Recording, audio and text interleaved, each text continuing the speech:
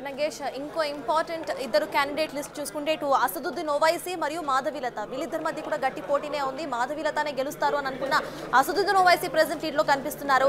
So ఈ trend ని ఎలా చూడాలంటారు? బీజేపీ అక్కడ ఓడిపోవడానికి మెయిన్ రీజన్స్ ఏమనుకోవచ్చు?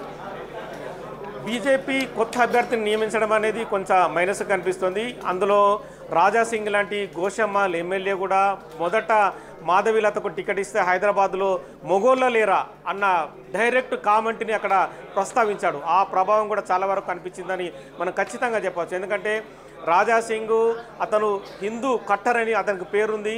చాలా వరకు అక్కడ నియోజకవర్గాల్లో తను ఓటు బ్యాంకుని మరల్చే అవకాశం కనిపిస్తుంది. అంటే బీజేపీలో మాధవీలతకు సంబంధించి అంటే ప్రెసిడెంట్ కావచ్చు, మిగతా నేతలు కావచ్చు, అంటే ఎక్కడైతే ఆ ముస్లిం ఓట్లున్న ఆ ప్రభావిత ప్రాంతాల్లో ఎక్కువ శాతం ఏదైతే బీజేపీకి సంబంధించి ఆ మైనారిటీలని తాము ఆదుకుంటామన్న విషయాన్ని ఎక్కడ ఎక్స్పోజ్ చేయలేకపోయారు. మామూలుగానే అసదుద్దీన్ ఓవైసీ ప్రతిసారి గెలుస్తూ వస్తాడు. ఈ క్రమంలోనే అసదుద్దీన్ ఓవైసీనే ముస్లిం ఓటర్లు నమ్మారు. ఆ 7 కాన్స్టిట్యున్సీలు కూడా ముస్లింకి సంబంధించిన మైనారిటీలకు సంబంధించిన ఎమ్మెల్యే అభ్యర్థులు ఉండడం కూడా ఎంఐఎంకు కలిసి వచ్చిందని మనం ఖచ్చితంగా చెప్పొచ్చు. సో మొత్తంగా ఇటు Congress and BJP present lead లో కనిపిస్తున్నాయి విత్ 8 and 8 షేర్. అయితే బీఆర్ఎస్ అయితే ఇప్పటి వరకు ఖాతా తెరవలేదు, కంప్లీట్ జీరోలో కనిపిస్తుంది. కాబట్టి ఆల్రెడీ మనం ఇటు చూసాము సీఎం ఎలక్షన్స్ లో కూడా కేసీఆర్ కానివ్వండి వాళ్ళ తర్వాత మాట్లాడిన విషయాలు మనం ఒకసారి గుర్తు తెచ్చుకుంటే ఈసారి వాళ్ళు ఎలా రియాక్ట్ అయ్యే అవకాశాలు ఉన్నాయనుకోవచ్చు. ఇప్పటికైనా కేసీఆర్ వచ్చి మాట్లాడతారా లేకపోతే ఓటమిని తీసుకుంటారనుకోవచ్చా?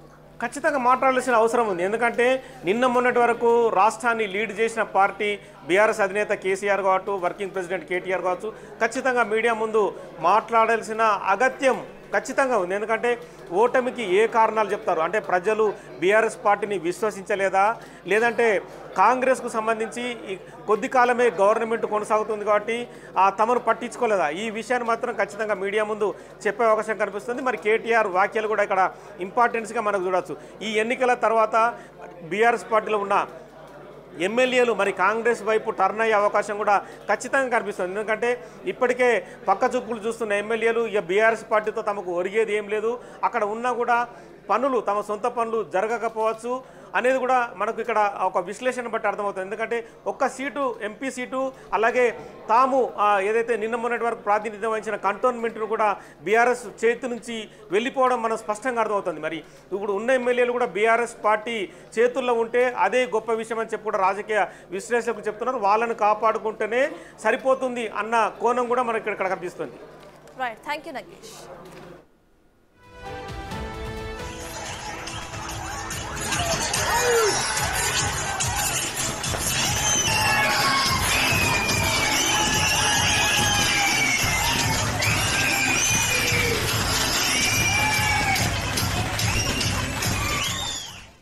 తెలంగాణ లోక్సభ అప్డేట్స్ ఎలా ఉంటే ఇటు ఏపీలో